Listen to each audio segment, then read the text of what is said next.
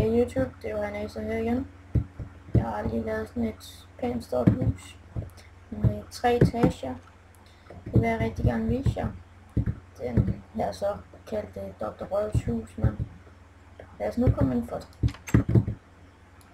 Der er ikke så meget her, der er bare sådan 2 senge og så et par vinduer. Anden etage, det er sådan byggerum. Så det andet, det er bare sådan, hvor man kan se alle tingene, sådan se rundt. What, man? Ja, du hører for Deep Bridge. Okay, så vi leger Big Fish. Og så